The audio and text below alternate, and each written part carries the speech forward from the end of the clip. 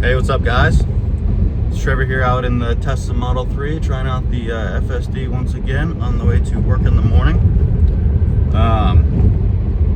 Yeah, so I wanted to talk to you guys about Metaplanet once again. I'm beating this drum to death because I really don't see Metaplanet going much further down.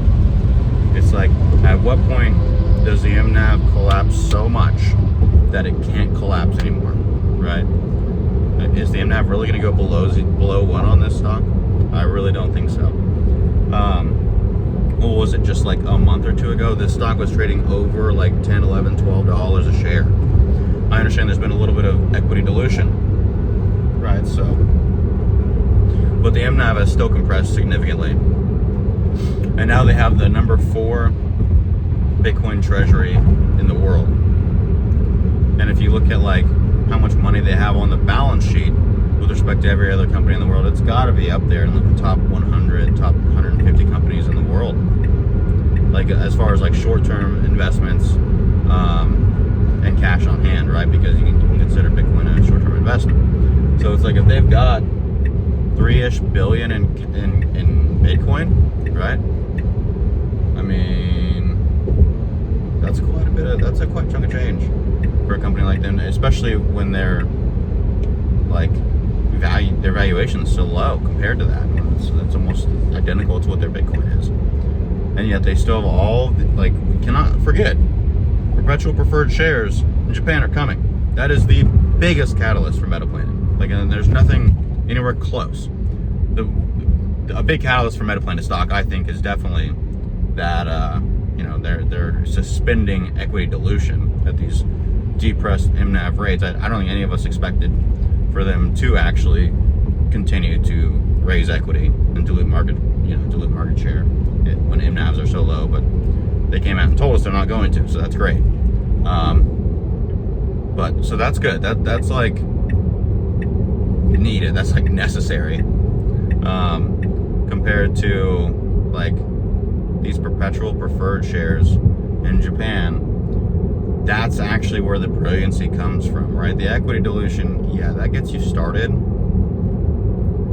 but the preferred shares are how it gets you going. And obviously, so here's the thing about the preferred shares, right, with these Bitcoin treasury companies, is that you can only offer so much preferred shares based upon like your asset value, right? Because you can't be too over leveraged when it comes to the preferred shares, because what if people sell out of the preferred shares, right? You no longer have that money to invest in Bitcoin with, right? And you also have to like be giving out that dividend yield, right? So, but it's like a ladder. It's like you can only offer up to like 25% of your asset value of Bitcoin in preferred shares. Okay, sure. So 25%. And let's say that gets bought up probably within like the first like couple of weeks in Japan, because they're getting 6% dividend yield, which is huge over there, right? Then you go, okay, now you have all this amount of Bitcoin, right? And Bitcoin price goes up or Bitcoin price goes down. It doesn't really matter. They're going to find ways to either, when Bitcoin goes down, to accumulate more Bitcoin and accrete Bitcoin for shareholders, or as it goes up, they're going to be able to offer more perpetual preferred shares. So it's like, at the end of the day, it's a win-win situation for Metaplanet and Metaplanet's shareholders. So that's wild. And then if you look at what Simon Garovich posted on his X account the other day, this is pretty wild. He basically kind of alluded to like how U.S. capital can still enter Metaplanet at a pretty decent rate. In other words, like, there's a lot of people in the U.S. that take their U.S. dollars and they borrow in yen, which, I mean, that makes sense, right? You get the borrowing in yen is like 0.5% of interest. Over here, the credit cards are 25% interest, right? You get like a personal loan, you're gonna pay upwards of like double digits. Like, I've never gotten a personal loan. I don't really know what it is. I've seen offers before, but I think you're not gonna get a personal loan for less than 5, 6, 7, 8%, and I really don't know what it actually is.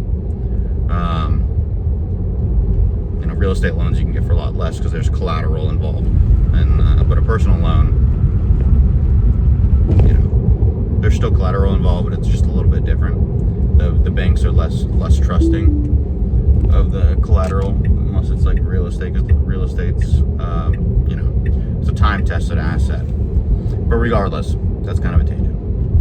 What I'm getting at is Metaplanet is less than $3.50 a share right now. It's $3.44 with an MNAV of almost 1. When just a couple months ago, the MNAV was around 2. So there's quite a spread there. And then just looking at like low risk, high reward investments, I think that's how people get wealthy, you know, is they take, you know, calculated bets. That's how I like to look at it anyway. You take calculated bets and you don't put all of your entire portfolio into anything. Right? There's some people who say put your entire portfolio in Tesla. Okay. I mean, I've got the majority of my portfolio in Tesla stock, for sure. But would I ever have 100% of it in it? Probably not. You know, it's just like there's a bunch of like black swan events that could happen. So I'm probably not interested in ever holding all of my entire net worth in one single asset, or really in one single asset class at all. Right? I think you should own a home. I think you should own your car. I think you should own stocks. And I think your retirement account should be... The retirement account's kind of different because it's like you can have S&P 500, or you can have, you know, these different bets idea that I'm having, but it's also, I don't know, it's kind of up to you. But I think a personal brokerage is the way I invest as I find things that I find quote unquote low risk compared to the reward, which is why I like Tesla, which is why I really like Metaplanet right now, guys. I'm serious, like Metaplanet. I'm gonna keep beating this drum. I'm gonna keep making videos about Metaplanet.